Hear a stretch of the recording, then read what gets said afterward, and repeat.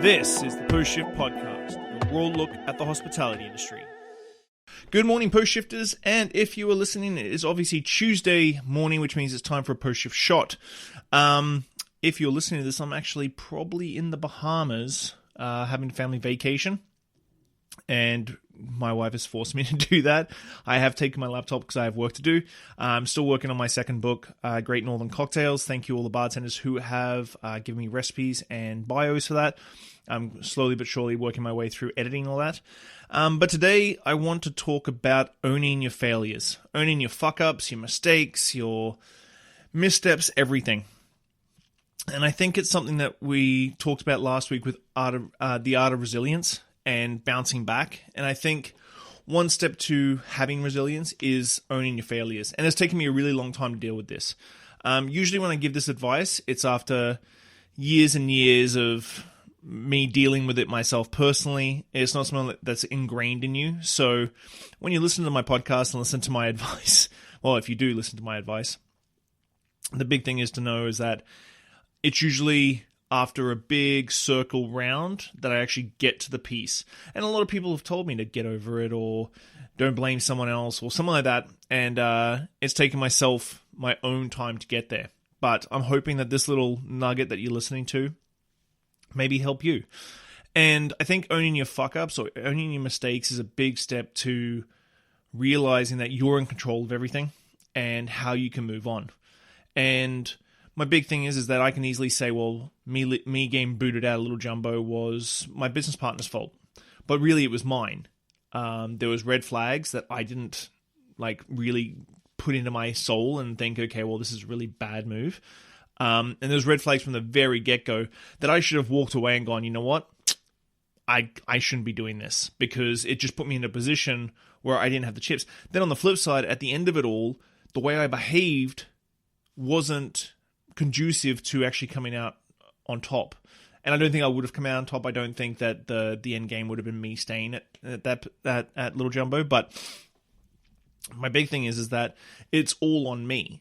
And owning this and really understanding and getting it down below and not blame anybody else and blame yourself for your mistakes is liberating as hell.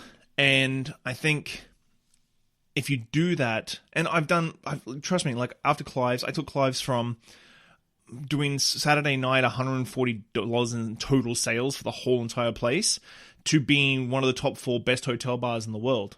So I've seen huge success. I've seen equally huge for failure as well. And FTW I wouldn't class as a failure, but when the liquor inspector walked in 2 weeks before we were supposed to open and say that the hotel screwed up our license, we all should have taken a breath and said, you know what, we should just step back and wait for the license to be put into place. And a lot of the problems would have happened. So owning your failures and owning your mistakes deep down inside is very liberating and makes you move on a lot quicker. And being able to move on, it took me 18 months, solid 18 months, maybe even 2 years of Little Jumbo crap in my head, in the back of my skull, and my heart, of my business partner's voice in my head telling me that I wasn't worth the business I was doing with Cafe Mexico or Olo or something. And even after I got industry tip-offs to get liquor inspectors and stuff like that, it still was just fucking eating away at me. And it goes back to what we talked about last week, Art of Resilience, is that the voice in your head has to be your own, not someone else's. And owning your fuck-ups and owning your mistakes, I think, is probably the best way of getting around there and really moving on from that. And not letting yourself get into a position where it takes you months and months. And don't, this industry is hard because we're so passionate and we take everything so very, very personally that building on that and then losing it all is like losing a family member or a child or something like that, because it is, you just put so much into it and then you lose it. Of course, you're going to take it personally. And I think it's never easy to get around it. But if you stop for 2 seconds and look back and look at those forks in the road where you could have said, no, I shouldn't have done this, or look at the forks in the road when you said, I should have done this, I shouldn't have done that, and seeing the position that you got put into, if you see that and say, well, this really is on me, it's not, nothing's out of your hands. And taking that and saying, well, nothing's out of my hands, it has to be on me, is very liberating and makes you feel good.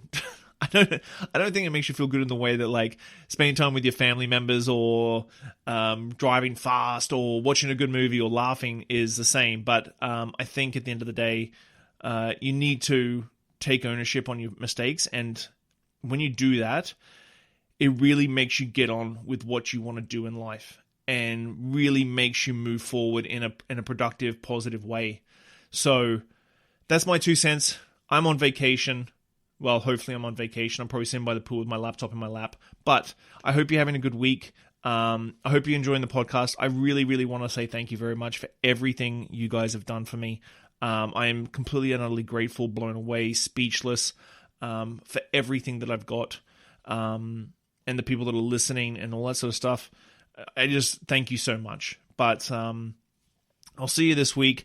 Lisbon Bar Show is coming up. I've got a lot of really good interviews coming up for that. So keep an eye out. Thank you very much again, and we'll chat to you soon. Bye. Thanks, Post Shifters. I hope you enjoyed that episode.